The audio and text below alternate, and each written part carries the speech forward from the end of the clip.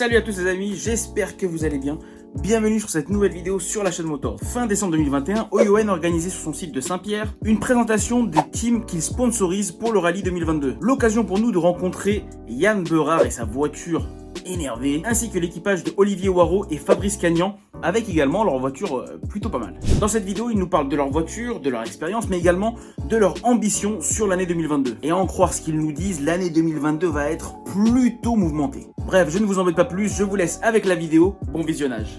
Salut à tous les amis et bienvenue sur cette nouvelle vidéo sur la chaîne Motors, vidéo dédiée au rallye, c'est le je ne sais plus combienième épisode.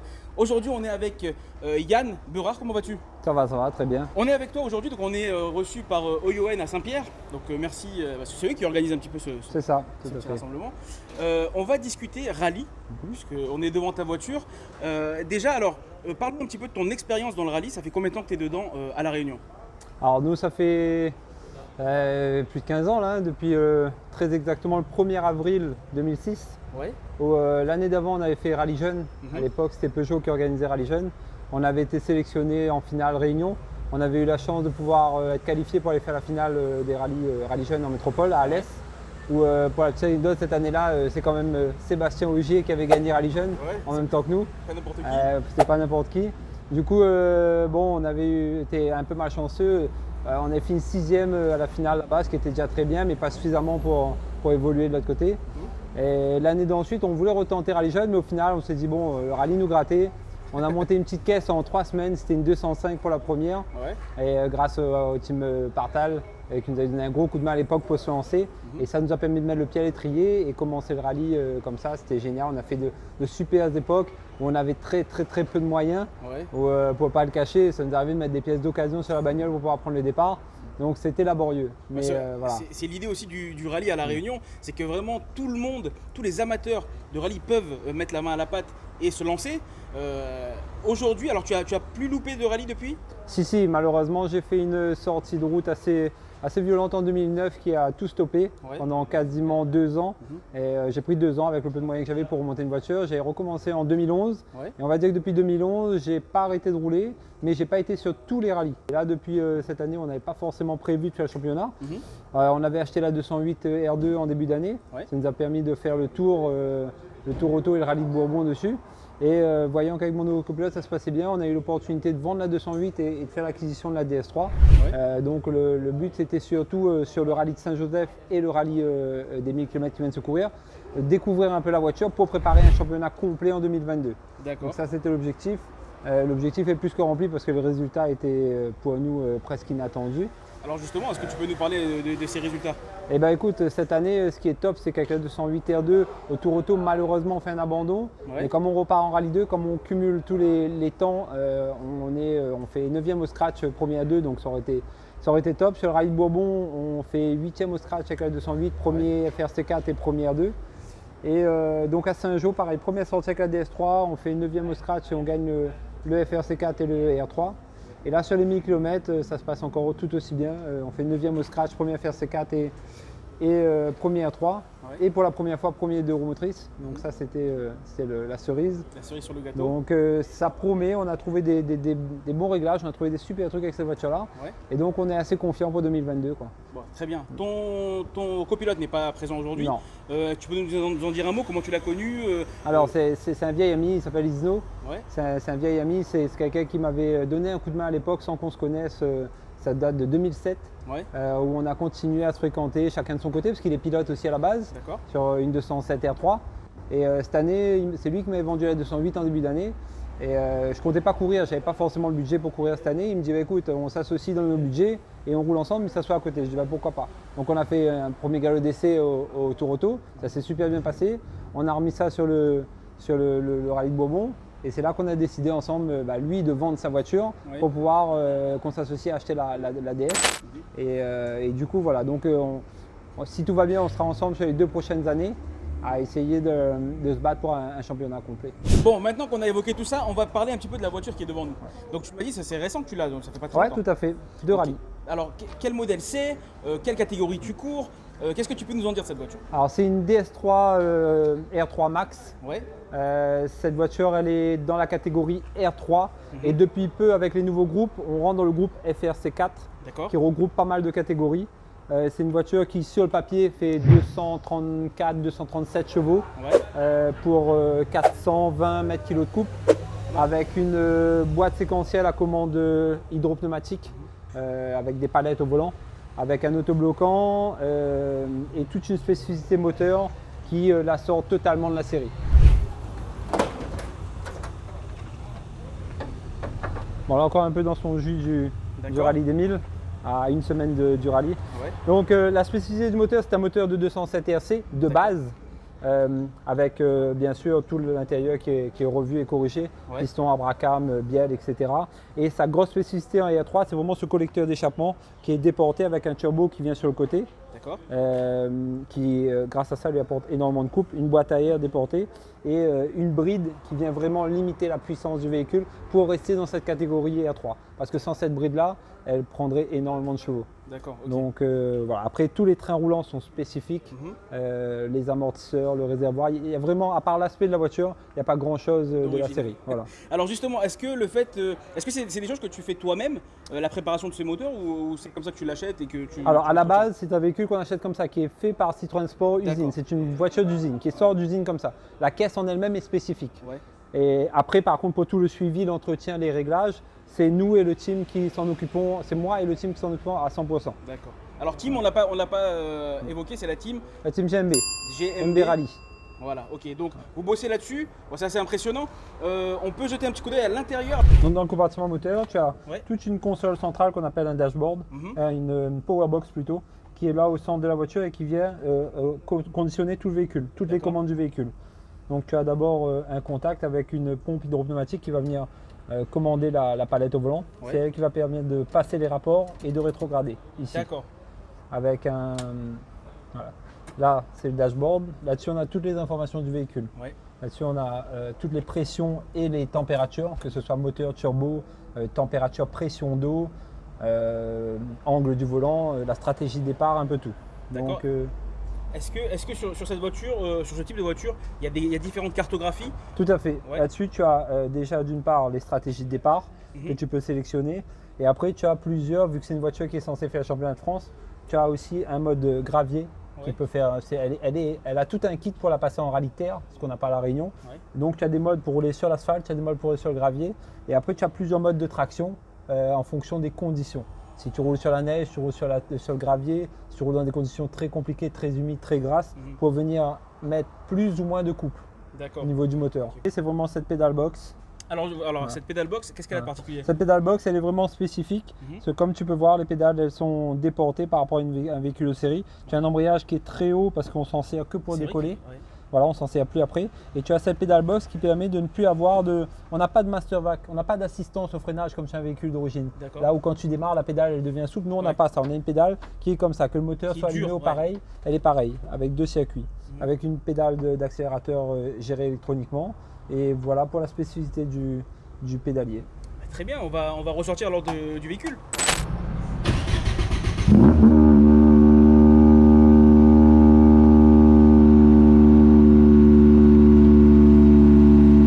Ça, ce qui est bien, c'est qu'en très peu de temps, tu as un turbo qui prend énormément de température, jusqu'à 900 degrés. Et tu as un turbo qui est rouge, tu as une ligne d'échappement à l'intérieur qui est rouge vif. Donc de nuit, c'est assez joli. Donc la voiture, elle est prête très rapidement. Oui. C'est une voiture qui va prendre maximum en spécial 90 degrés, mais qui par contre va atteindre sa température de fonctionnement assez rapidement.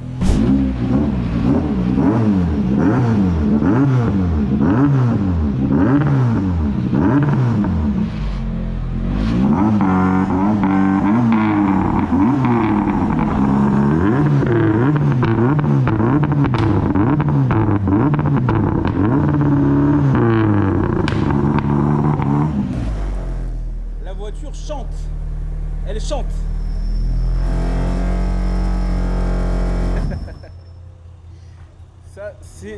Ça c'est fait. Ça, sa particularité, quand tu passes en mode de cartographie. Ouais, tu as changé la carte. Voilà, et là tu actives le bang. D'accord, ok, le bang, ouais. Impressionnant. Bon. Voilà tout ce qu'on peut dire, je pense, sur sur cette… Sur la DS3 et A3 Max. Alors tu envisages de la garder assez longtemps ou… On envisage de la garder au moins sur l'année 2022. Ouais. Ça c'est sûr et certain, on sera tout le championnat 2022. Et en fonction des opportunités et des résultats 2022, on verra bien. Sur l'année 2022, c'est quoi tes objectifs sur cette prochaine saison? Alors l'objectif est assez clair, c'est vraiment la victoire du groupe FRC 4 et la victoire en IR3. Pour l'instant, on va attendre de voir qui se positionne l'année prochaine sur le championnat, mais avec beaucoup de régularité et en essayant de gagner la classe, le top 5 au championnat serait le minimum envisagé. D'accord. Mais pour ça, il va falloir quand même les victoires de groupe et de classe et la régularité, la fiabilité de la voiture. Parce que devant, il n'y a que des A5, ouais. Mais il y a un système de points qui fait qu'on peut se mêler à eux, ouais. Par rapport en gagnant notre groupe et notre classe. Bon, écoute, en tout cas, c'est des beaux projets que tu as pour cette prochaine saison. On te souhaite le meilleur, on espère que tu vas atteindre ces objectifs. Courant de l'année, on se recontactera pour voir où tu en es après certains rallyes. Et puis on verra à ce moment-là. Faire un tour avec toi. On fera, si on fait un tour avec toi. Ça c'est avec grand plaisir. Il faudra que je m'insiste d'ici là parce on est régulièrement, avant au moins chaque rallye, on est en essai de toute façon, ouais. Pour valider des petits trucs, des réglages. Donc là, ce sera avec grand plaisir de vous emmener faire un tour dans la voiture. Ça sera avec grand plaisir qu'on se joindra à vous. Yann, merci beaucoup. Merci à vous. Bon courage et puis à très vite. À très vite. Ciao, ciao. Les amis, on se retrouve avec Frédéric Lotté qui est directeur général de OION à La Réunion et à Mayotte. Comment allez-vous? Très bien, je te remercie Stéphane. On est sur le site de Saint-Pierre pour une journée un petit peu particulière. Est-ce que vous pourriez nous parler de cette journée? Alors d'abord, on est très heureux de retrouver l'équipe de Motors ici sur le magasin de Saint-Pierre. L'idée c'était de recevoir un peu pour cette fin d'année, d'avoir une après-midi festive, de recevoir nos clients particuliers et professionnels et un peu de préciser nos engagements rallye pour l'année prochaine. Ouais. Alors justement, ces engagements rallye, quels sont-ils? Alors on a une volonté d'être inscrit sur tout le championnat de l'année prochaine, 2022. On espère que ça sera un beau championnat. On sait que 2020-2021, ça a été un peu en demi-teinte avec toute la crise sanitaire. Donc on sera engagé sur les 6 dates et on a la chance d'avoir 2 adhérents de notre réseau de garage premier. Et donc on va les sponsoriser tout au long de l'année et on crée une team, un vrai support autant logistique que financier pour les accompagner sur le rallye. Alors il y a bien sûr un engagement sur site puisqu'on sera présent sur le terrain sur chaque rallye.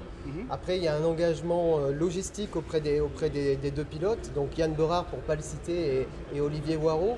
Tous les 2 courent en catégorie R3. Ils ont de belles ambitions pour l'année prochaine, d'être sur le podium.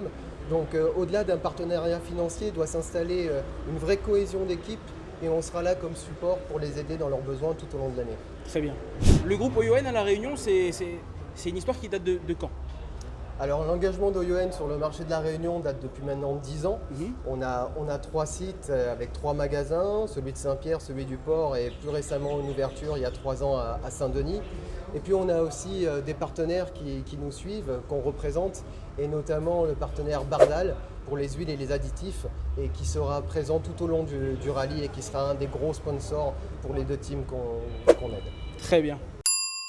Est-ce qu'il y a d'autres journées qui sont prévues là sur l'année 2022 comme ça? Alors on ne va pas dévoiler tout ce qui se passera sur 2022, on sera présent sur l'ensemble du championnat et du rallye. Et effectivement il y a plusieurs week-ends et plusieurs dates événements où on aura sur les 3 sites, Saint-Pierre, Le Port et Saint-Denis, des événements spécifiques. Bon, très bien. Moi, je vais me faire la voix des équipages qu'on a pu rencontrer et discuter avec pour vous remercier de supporter le rallye à La Réunion. C'est vrai que c'est important, comme on expliquait. C'est un effort financier que les teams doivent mettre en place et c'est pas forcément évident. Donc, merci à vous de supporter les teams réunionnaises. Ça monte le niveau de La Réunion, donc c'est top. Merci beaucoup. Merci. Les amis, on poursuit notre visite chez OION ce matin avec un nouvel équipage. Olivier Waro et Fabrice Cagnan, comment allez-vous les gars? Super, impeccable. Très bien, aujourd'hui on est devant cette sexy voiture. Merci. On va en parler. Alors, on va évoquer un petit peu votre parcours dans le rallye. Aujourd'hui, vous êtes une nouvelle team entre guillemets, mais l'expérience que vous avez du rallye, c'est quoi? Moi j'ai commencé, on va dire en 2000. Ouais. 2000, 2001, jusqu'à 2005 j'ai roulé. Après j'ai arrêté pendant 10 ans. On a repris en 2016 avec justement Fabrice. On a terminé 4e au championnat Groupe N 2016. Fabrice a terminé 3e. Et là, on vient de faire l'acquisition de la Clio EA3 d'ex de François Turpin. Ok, donc la team, c'est une team qui existait déjà. Est-ce que Fabrice, justement, tu peux nous parler un petit peu de comment s'est composée votre équipe? D'accord, tout simplement déjà, moi je commence le rallye par rapport à la connaissance d'Olivier. Ouais. Lui faisait du rallye déjà auparavant. Après tout simplement c'est venu, commencer à associer pour ouvrir le garage en 2014. Donc là, après, au fil du temps, il me dit ouais, il voudrait bien recommencer le rallye. Pour moi, c'était quelque chose que jamais connu. Ouais. Se placer dans les baquets à droite d'une station de rallye, c'était un rêve quand même. Mais voilà. Après, avec le temps, il nous a dit bon, allez, on fait quoi, Fabrice? Allez, après, on s'est lancé. En toute l'année 2016, on a roulé sur une 206, une ESC. C'était super. Moi, pour une première, en tout cas, j'ai bien apprécié. Après, j'ai essayé de m'habituer par rapport à la voiture et surtout par rapport à Olivier parce que lui connaissait déjà le rallye. Ouais. Après, par rapport au travail et tout, c'était un peu compliqué de dire parce qu'il fallait se sacrifier quand même pour les reconnaissances et tout, pour préparer les voitures. Après, on a vendu la voiture avec regret. Ouais. Après, du coup, lui, Olivier, déjà, le fait qu'on a vendu la voiture, il me disait ouais, mais Fabrice, tu sais quoi, ça c'est dans le sang, donc il faut qu'on refait du rallye. Il n'y a pas de problème, si on met le moyen, on va pouvoir le faire. Ouais. Là, après, c'est concrétisé. Du coup, là, on vient se procurer cette voiture-là. On a fait l'acquisition de la voiture, la Clio, comme il a dit. Donc c'est parti pour un nouveau départ. nouvelle aventure. Voilà. Cette voiture-là, donc c'est très récent son acquisition? Oui, ça fait 3 mois qu'on a fait l'acquisition de la voiture. On a révisé un petit peu la voiture. Ouais. Et là, il nous reste juste à faire la révision des amortisseurs. On a tout changé à l'intérieur, les sièges, les ceintures. C'était plus homologué. Donc la voiture dormait dans un garage bien au chaud. Ouais. Donc voilà, on a tout révisé. Et là, il reste que les amortisseurs pour entamer l'année prochaine. D'accord. Est-ce que depuis que vous l'avez acquise, vous avez eu le temps de rouler un petit peu avec ou pas du tout? Oui, on a fait seulement une séance d'essai. Ça fait quelques semaines dans les Hauts-de-Trois bassins. Ouais. Bon, ça s'est super bien passé.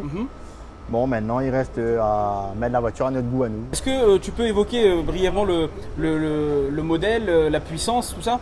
Alors, c'est une Clio R3 de 2 litres. Elle a 250 chevaux et elle est dans le groupe R3 ici. D'accord, R3 à la Réunion. R3 Max. R3 Max. Bon, je sais pas ce que vous en pensez. Moi, je la trouve hyper sexy cette voiture. On va faire le tour ensemble parce qu'on va basculer à l'intérieur, regarder un petit peu l'intérieur. Donc, tu nous disais que l'intérieur a été entièrement refait. Oui, on a changé les sièges parce que c'était plus homologué, les ceintures, Ouais. l'acquisition des casques, des casques de liaison. Et voilà, on a refait les freins, on a refait tout ça. Et il reste juste les amortisseurs à réviser. Juste vraiment la cerise sur le gâteau, c'est les amortisseurs. Ouais. Donc on constate quand même le travail à l'intérieur, elle est très propre cette voiture. Ça c'est une quelle année ça 2003.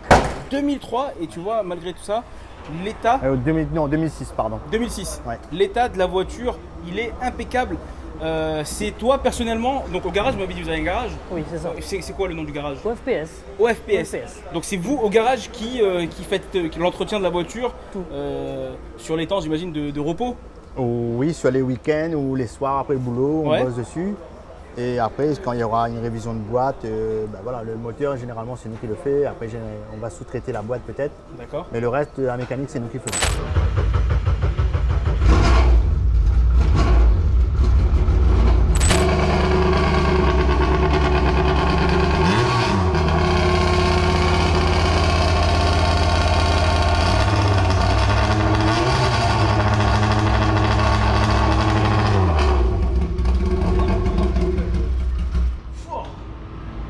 J'ai plus d'oreilles là. En termes de pneus qui sont équipés là-dessus, c'est quoi là? C'est des Michelin. D'accord, c'est des On va Michelin. rouler l'année prochaine, enfin j'espère avoir les moyens pour rouler en Michelin. Ouais. Et voilà, on va dire que c'est le plus gros budget pour nous, pour notre team. Pour notre team, c'est le plus gros budget, c'est les pneus. C'est vrai que c'est l'idée, ça peut paraître un petit peu bizarre, mais c'est vrai que ce qui coûte le plus cher, c'est vraiment les pneumatiques parce que... Après l'achat de la voiture, je pense que c'est les pneus. Ouais. Alors par exemple, sur un rallye, combien de fois on change de pneus? Après, ça dépend des spéciales, ça dépend du temps. Ouais. Sur un week-end, par exemple. On va pas dire sur 6-8 pneus. Ouais, d'accord. Ouais, ça quand même. tourne beaucoup. Ouais. Et une fois qu'ils sont finis, ils sont finis. Hein. Non, on peut les réutiliser, ça dépend justement le nombre de kilomètres qu'on a fait avec, D'accord. comment ça s'est passé. Ok. Mais généralement, on peut réutiliser, soit basculer l'avant sur l'arrière, ou voilà. Donc là, la voiture, elle est toute récente. Votre team, vous l'avez reconstitué tout récemment. Vous avez en ligne de mire la saison 2022 Oui. qui va arriver. Quelles sont vos ambitions sur cette saison? Alors, on n'a pas d'ambition, on a quand même côtoyé Yann Dera, pour l'instant, R3, c'est le top. Ouais. Après, on aura d'autres concurrents. Il y aura Gilles Dijoux, il y aura Olivier Boyer, il y aura Henri Laurette en R3. Je pense que... Des beaux équipages. Des beaux équipages, Ouais. des belles voitures. Et je pense que la bagarre sera belle, mais bon, après, on aimerait bien être dans le top 3. Ouais. Ouais, pour bien se lancer, être dans un top 3 première année, ça serait bien. Pour avoir une saison satisfaisante pour toi, voilà, dans l'idéal, c'est de rentrer sur le podium l'année prochaine. Ouais, au top 3 et à 3, oui, ça serait bien. Bon, en tout cas, c'est tout ce qu'on vous souhaite. C'est un beau projet, on vous souhaite tout le meilleur sur la saison 2022. On espère vraiment que vous allez arriver, ou du moins à vous approcher de vos objectifs, parce que c'est un beau projet qu'on a devant nous. Puis on vous souhaite tout le meilleur. Merci beaucoup. Merci à vous. Et voilà les amis, c'est ainsi que s'achève cette petite vidéo.